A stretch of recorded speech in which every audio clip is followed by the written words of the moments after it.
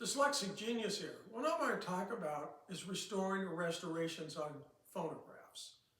And a question came up, with refinishing my Victor, would it lose its value? Well, the answer is no, but a little bit of yes. In museum quality restorations, you say you have a piano that Chopin played on, they're going to restore it. They're going to fix it and leave the patina. A Duesenberg car, you found one in a barn and you go, okay, I'm going to totally redo the car. And this is what is involved. So what we have here are three things. The first one is you have a phonograph, the finish is good, it's pretty much mint. All we need to do is clean the phonograph and wax it, and it'll be good. Because when you lift the lid of a phonograph, you'll see how shiny it is, like on this 16 here. So you come over to 17. 17. You come over here and you go, oh, look, it's so pretty on the inside. But the inside doesn't have 100 years of dirt, grime, and little kitty fingerprints, so we need to clean this. But if we wanted to restore it, say these edges along here are worn out, then we will clean these off and come back and restain to match and then recoat with shellac. But if we were going to refinish it, means we're going to strip everything down and redo everything. And I'm going to get there. So this is what has to be done. How far do you want to go? On this A1 here, this has been restored, not refinished. This one here has been completely refinished. They both match, they both look good, but this isn't over shiny. On this one, we had the veneer on this side and both sides, and it's in video, and all this was sun bleached out and the veneer was cracking. So what we thought was, okay, what we're going to have to do is we're going to have to cut out this, remove it.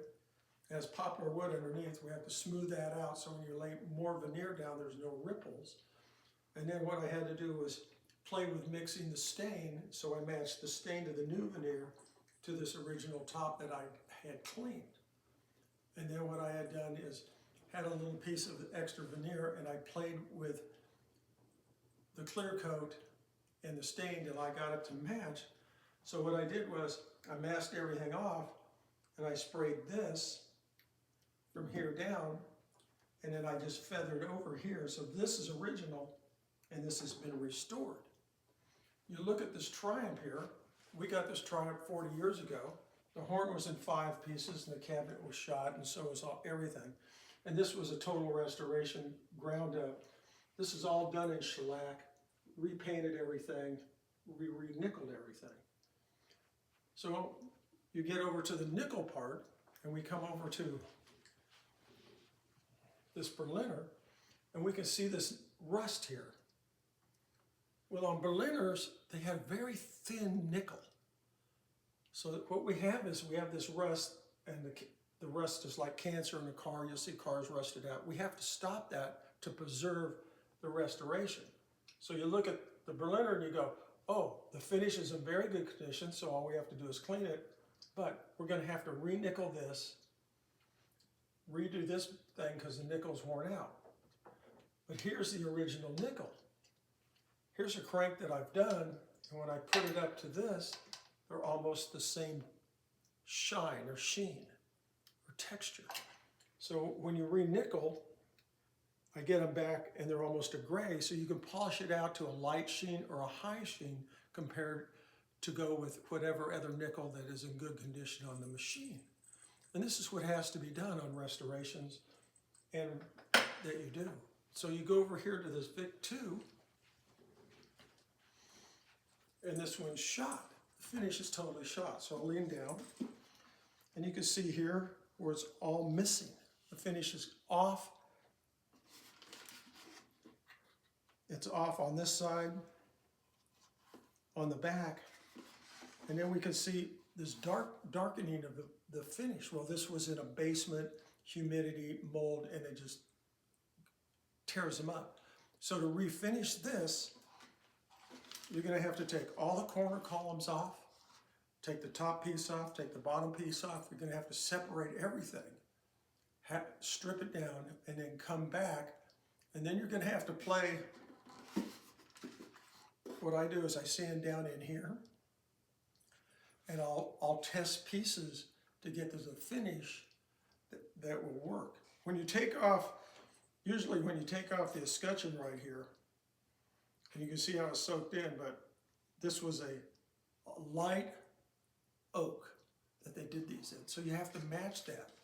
If you refinish this and you made it real shiny, and you re-nickeled everything and it was real bright, the machine's gonna lose its value. But if you do it properly, like this Triumph, it won't lose its value, it'll probably gain in value. And these are things I wanted to point out. This is museum quality work you have to look at and see how things are done. Like if you're just gonna remove a little bit of the finish, so you're gonna restore the finish, like on this, you say, oh, this is bad, I need to take the top layer off, semi-restain, and then re-shellac. You're gonna get a cotton ball, you're gonna put it on a stick and twist it like this. You're gonna dip it in denatured alcohol, and you're gonna go like this, and flip it over and wipe it off.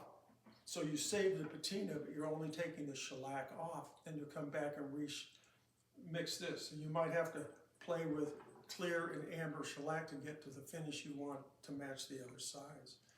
And this is what it takes to do good restorations, and that's my tip for the day.